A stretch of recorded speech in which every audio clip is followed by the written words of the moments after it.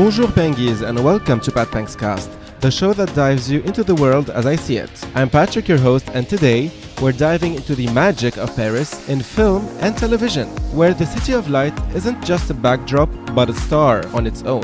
From iconic rom-coms like Amélie to the glamorous streets of Emily in Paris, get ready to take a closer look at how directors, producers, and actors captured the charm, mystery, and beauty of the city. Stay tuned.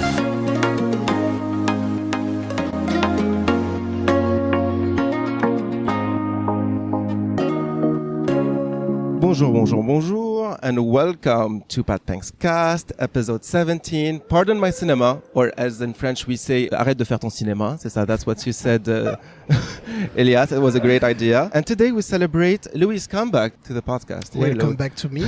Hi. And my childhood friend, Elias, and cinephile or cinema lover. Hello, welcome to Hi, Paris. Patrick. Thank you so much for having me. You're welcome. It's a pleasure. And the specialty of today is that we're recording this episode live from the Place de l'Estrapade, which is the square of the Estrapade, as you see behind us. It's where Emily Cooper lives, from Emily in Paris. So we're very, very happy to record this episode right here. And just, Patrick, just yes. to say maybe for our listeners, we're just a stone's throw away from Panthéon. Exactly. And very close to Saint-Germain, which is a very beautiful area. So just so that people know exactly where it is, and it's the 5th arrondissement. Exactly. It's the 5th arrondissement, a very beautiful arrondissement. It's on the left bank of the Seine River. And it's mainly residential in the area where we are. And that's why actually it was ideal to record the TV show Emily in Paris. So today, as you know, as the title says, it's time to talk movies and TV shows in the City of Light, where actually Paris is the absolute star and not just a secondary role. And we will be talking about classic Parisian scenes. We will be talking about other kind of movies, classic romance, modern TV hits like Emily in Paris, obviously, but also some others. And also we can talk about some animations, Paris and animation, like animated movies. So all of this is in the program, and let's just start by classic Parisian scenes with Elias. Yes, thanks, Patrick. Actually, the most interesting thing is that nowadays everybody thinks about Emily in Paris and modern contemporary cinema, but there's so many films that were filmed here back in the 1950s and 60s. And I wanted to start the selection with An American in Paris, which is a very, very major American film from early 1950s with Gene Kelly, a huge major dancer who did a lot of musicals and who co-starred with Leslie Caron, who's also a French actress who in Hollywood gave a lot of, American films this Parisian, je ne sais quoi. Music by Gershwin, very, very famous American composer who wrote some of the landmarks of modern American classical music. But also, there are so many films with Audrey Hepburn, because Audrey Hepburn, for example, did shoot, I think, from international actresses. She's one of the few actresses who shot so many films in Paris. So many. So, for example, there's Funny Face that was shot here. So Paris is in the backdrop. So anybody who's interested in watching a classic film showing Paris in the 50s, please watch Funny Face. Funny Face also makes fun of existentialists and philosophers, because, at the time, everybody was thinking, there was Jean-Paul Sartre and Simone de Beauvoir and all the literary figures of Saint-Germain. And there's even a specific scene which actually makes fun of that in a very humorous way. But there are so many other films I would like to recommend. I'm not going to go in detail, but, if you're interested, there's Charade, a very beautiful film with Cary Grant. There's Paris When It Sizzles, How to Steal a Million. There's also Love in the Afternoon, which is a very nice film taking place in Place Vendôme, in the Ritz. Most of them in the 50s and in the 60s. Most of them 50s and 60s. Yes, most of them 50s and 60s. So please look them up. I mean, these are classic films. Also, I'm not going to go in detail into all of them. I think we have so many other things to discuss. Yep. But if you're interested also in some French films, there's a very beautiful film with Catherine Deneuve, who's like the French icon when you think of French cinema abroad. Exactly. She was even, I think, voted in the 80s by Life magazine. She was voted as the most beautiful woman. I don't believe in these superlatives, but she was voted the most beautiful woman in the world. The most beautiful woman in the world, or actress in the world? No, the most beautiful woman in the world. Okay. And she played in a film here, which but was called... that's a real like election, or what is it about? No, just like no, don't. That was in the 80s. It wasn't as politically correct as it is now. People were crazy in the 80s. Yeah, they just said, Patrick is the funniest man alive. Okay. They just put it on the... They like to give titles like that. Yeah. Offer titles. But she was very beautiful, but you cannot trust superlatives because it might be a very beautiful woman, but some people don't like blondes. So, voilà. So there's a film called Belle de Jour, which is also shot in the 60s, which takes place in Paris and captures a bit of that Parisian essence. And finally, one last recommendation, to our listeners is Cléo de 5 à 7, Cleo from 5 to 7. It's one of the films that actually is a precursor to the French New Wave. The camera follows the main character, from street to street for about an hour and a half, and you get an occasion to see Paris from the 1960s in black and white. So that's one final recommendation of mine. Oh, wow. Okay, great. Well, thank you for all these insights. So these are more of like classical Parisian scenes in the movies. What about some romances? I know that there's a very important and very known, by the way, movie called Amélie in the 2000s, I guess. Yes, I think it was 2000 actually. And Amélie is in French is Le Fabuleux Destin d'Amélie Poulain. So in English, it just translated to Amélie. Yeah. Amélie has become even very well known because of its music. Yann Tiersen is a French composer, and the music has become, actually the music is as famous, if not more famous than the film itself. You hear it everywhere. Every time they want to talk about France and Paris and Montmartre, they put the music of Amélie Poulain. It's a very quirky film. It's very fun. It's very original. And it also takes place mostly in Montmartre, which is, Patrick, you have to help me. Is it the 18th arrondissement? It's the 18th. Wow. For somebody that is not from Paris, actually, so you see that even visitors have a bit of knowledge. And then, which brings us as well to a movie called Midnight in Paris. It was done in the 2011. Louis, you wanted to talk about it? Yes. So Midnight in Paris is actually one of my favorite movies that were filmed in Paris, because it shows you a romanticized Paris seen with the point of view of the Americans. So usually the Americans, they like the beautiful Paris of the Belle Epoque, and they want to show you like the postcard Paris.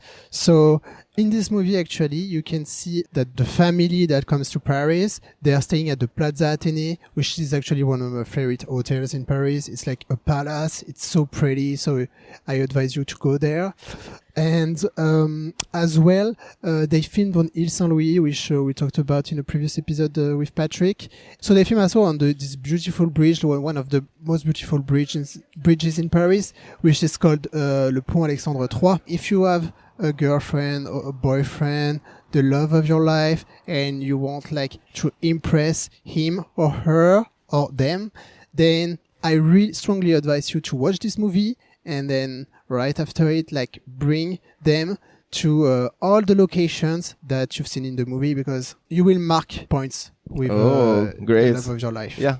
And so romantic advice from Louis. Thank you, Louis. I know. So it's not only with Patrick, it's not only cinema, it's also love life. Yeah.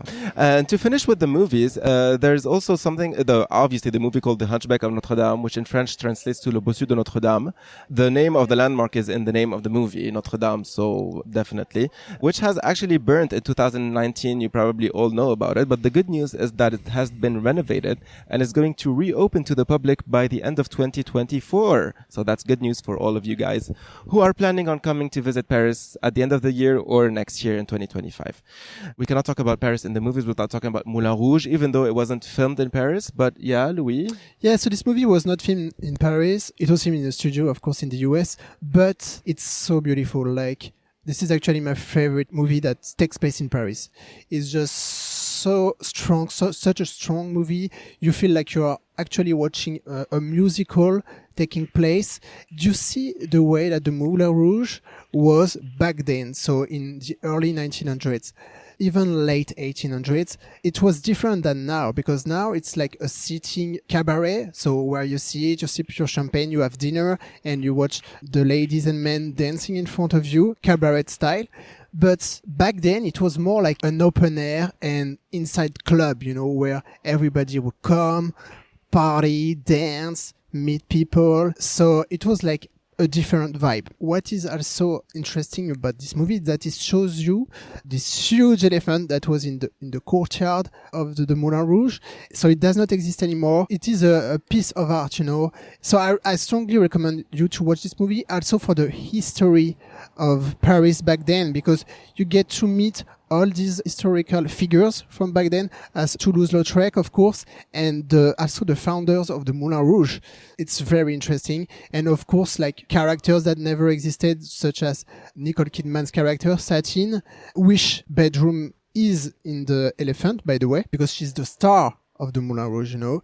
And Ewan McGregor's character, which is an American who comes to Paris. It's a very nice movie. Yeah, it's a very beautiful, very we moving. recommend it, and it's as you were saying, Elias, earlier. It's actually Oh yeah, the Moulin Rouge is also very famous because of the French cancan, which is and they even put it in the Olympics, of course, the Olympics in the opening ceremony. So it's one of the immaterial heritage of France, well, more specifically Paris.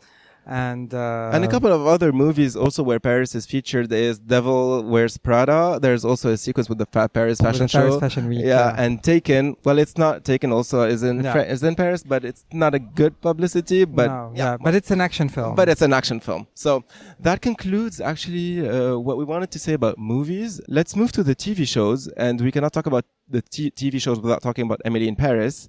As you can see in the background, we have tourists here visiting the Place de l'Estrapade, which Emily Cooper lived or lives still because the show is still ongoing. And what we're going to do is we're going to flip 180 degrees and we're going to record the rest of the episode on the other side, because on the other side we have L'Esprit de Gigi, which is the restaurant where Chef Gabriel is actually working, or he owns it now. So yeah, stay tuned. We're going to be on the other side in just a moment. So as Patrick is finalizing his last touches, I'm taking over the show. Hi everyone. No, you're not taking over. Okay, so you guys, as you can see in the background, the restaurant that is in red is L'Esprit de Gigi, which is in the current real life. It's called Terra Nera, which is an Italian restaurant, by the way. It's not even French. So yeah, it's here in the background, and we're going to talk about Emily in Paris, the favorite show of Louis, right? It's not my favorite TV series, but it's nice to watch, you know, because you get to recognize many places that you know. Funny to see it like in an American TV show, which, by the way, is produced by MTV.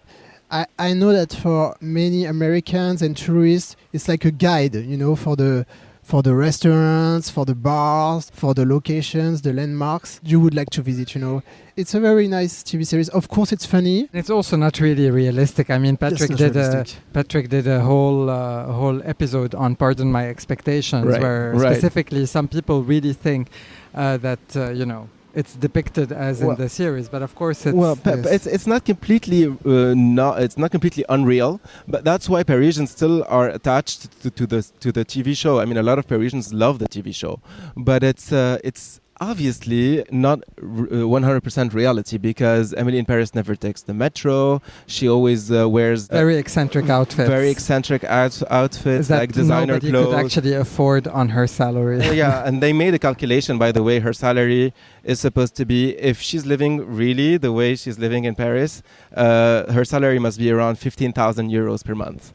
So, which is not that much. Which is not the salary of a marketing manager.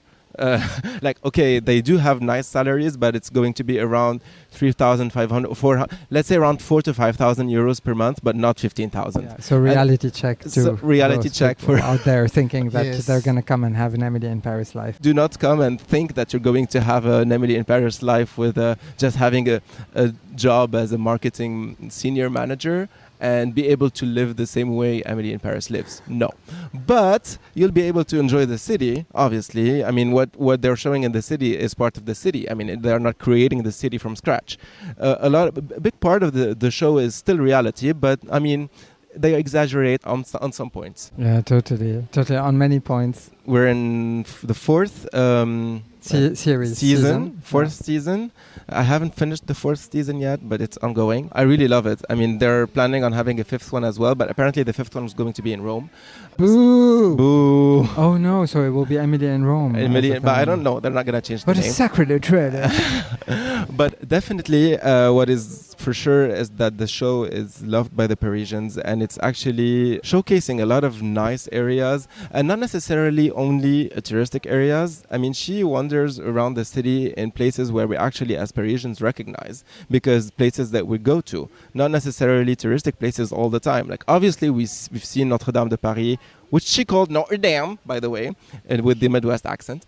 They also showed they also showed obviously Sacré-Cœur, Montmartre when she was taking selfies, Eiffel Tower, she's been there several times, but it's not that every single episode we're gonna see a touristic landmark. No, she's mainly in residential local areas, which actually Parisians like about the show. Now. And this is where we are now. It's not touristic at all. I mean, we have the She's made them touristic, by the way, because if you could see just behind the camera where Patrick has set up the camera, if you can see on the other side, it's just full of tourists coming to just take pictures. So in front of the restaurant and in front of the restaurant, in front of the place. Yeah. So I think the residents around here have become quite annoyed I agree. With this. Yes. At the same time, it has brought up their property value. Yeah. So they must be quite happy. Well, Parisians like to complain a lot all the time. But I can understand that if you live in front of this apartment building and you have tourists the whole day coming and taking pictures while you're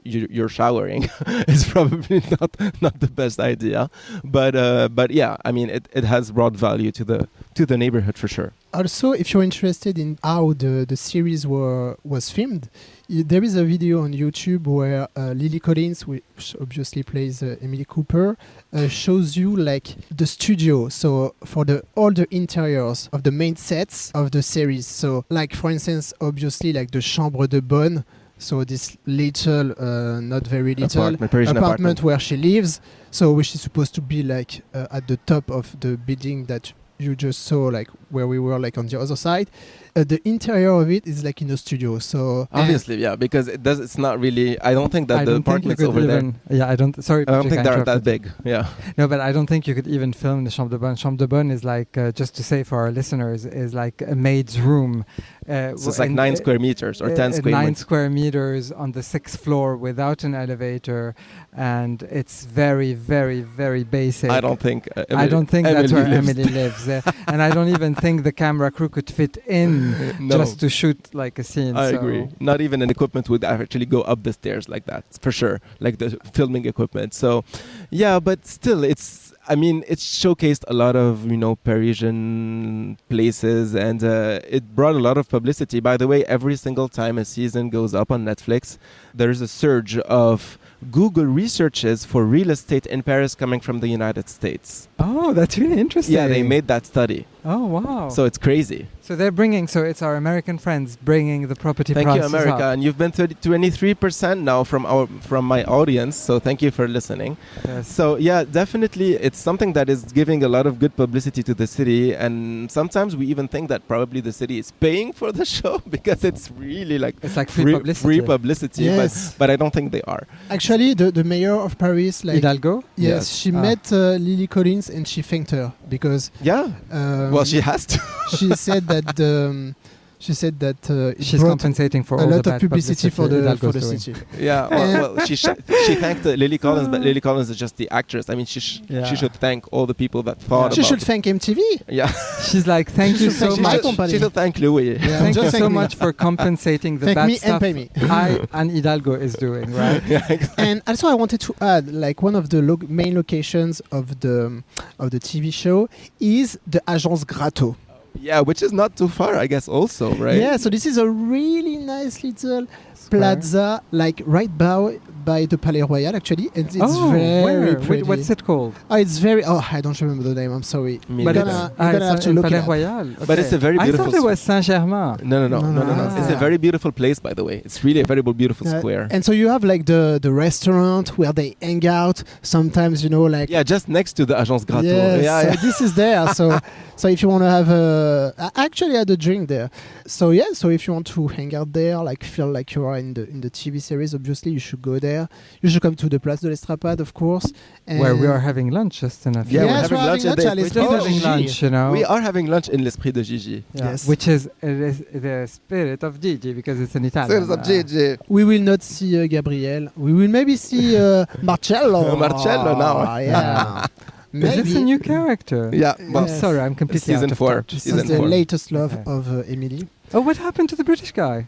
Oh my god. Bye-bye. He went back to the Bye-bye. UK. No. Bye-bye. He met another Oh, He person. took back no. the Eurostar back home, you know, like. Well, they said in season 4 that he started liking Paris, actually, because in the Yes. first seasons he didn't really like Paris, and he was like the one who's pushing back Emily on, oh wow, Paris, beautiful, beautiful. But in season 4, he said that he actually started liking the city. So. Yes, and I have something to add as well. Is that something that you shouldn't believe about the show? Is that it's very rare that you get to run into. Bitch. It's very rare that you get to run into people on the streets that you know. Like for instance, Emily, she gets back, I don't know, from a trip, like where she was in Megève, I guess, and it's very funny because she gets to like the Saint-Sulpice church on the, like in front of the church, and she runs into like.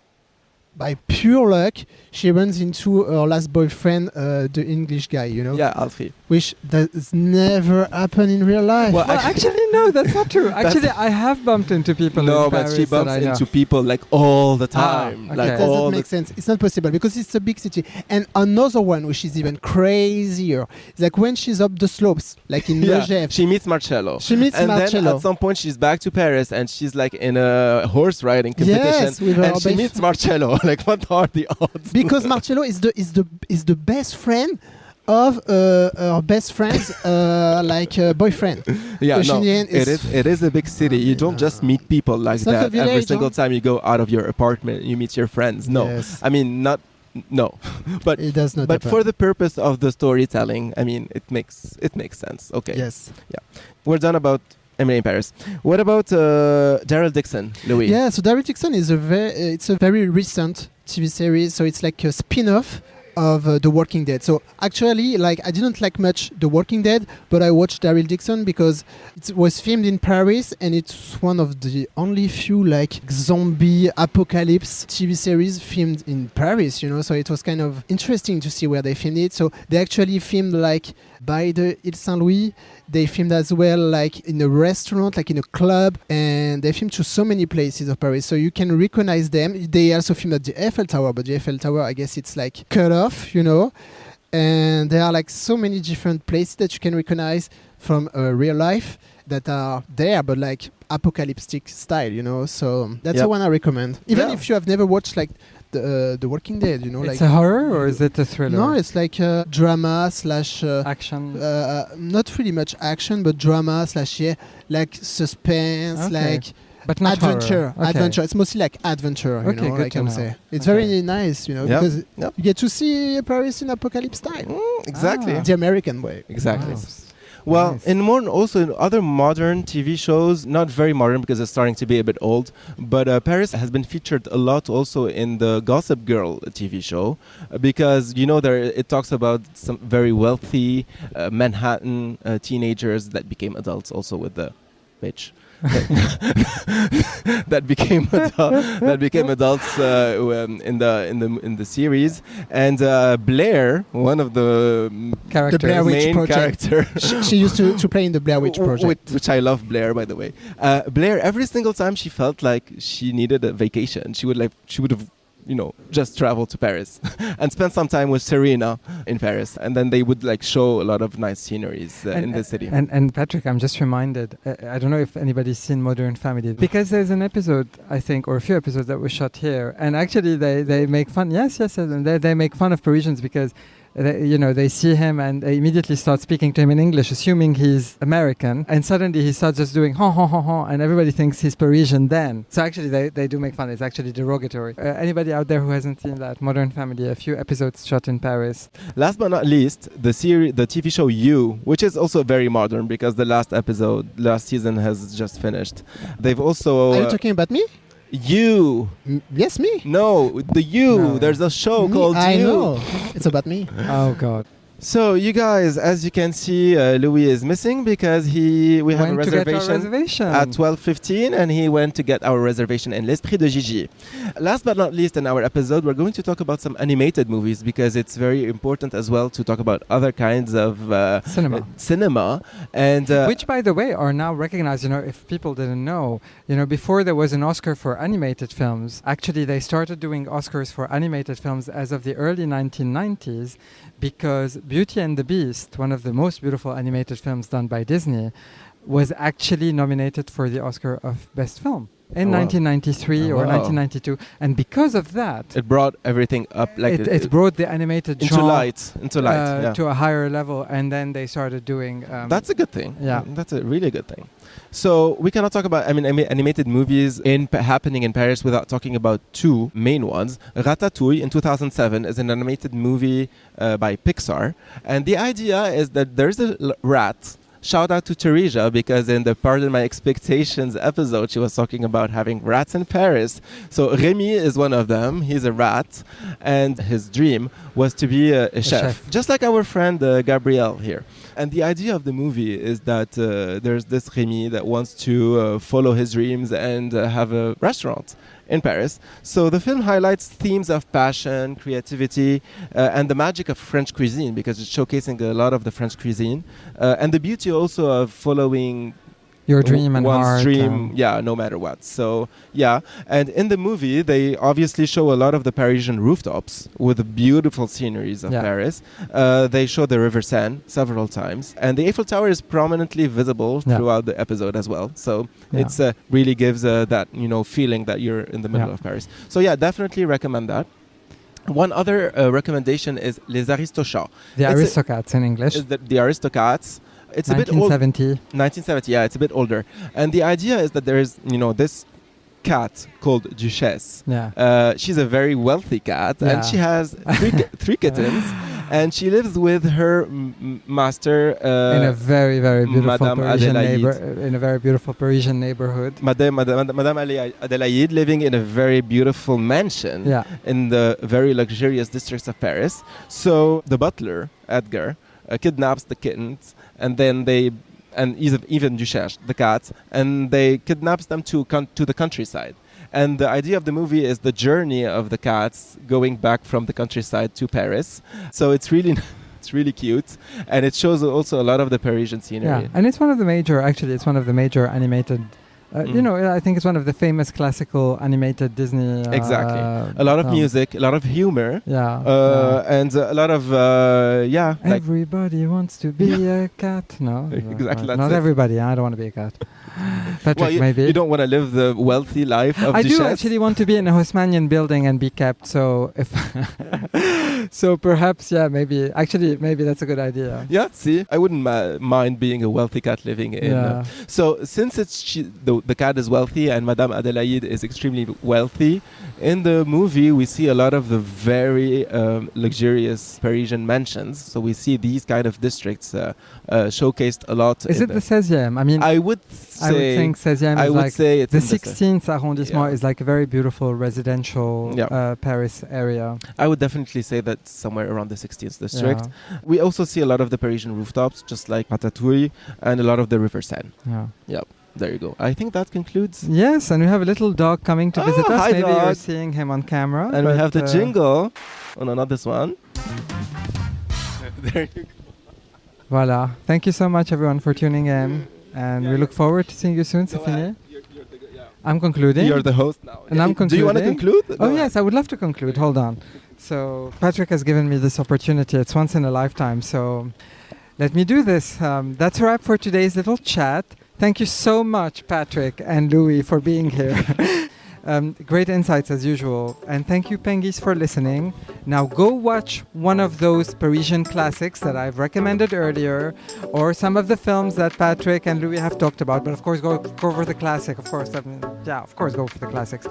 Or maybe even book a trip if you're actually, entertaining the idea of coming to Paris to see the Parisian magic in real life. In real life.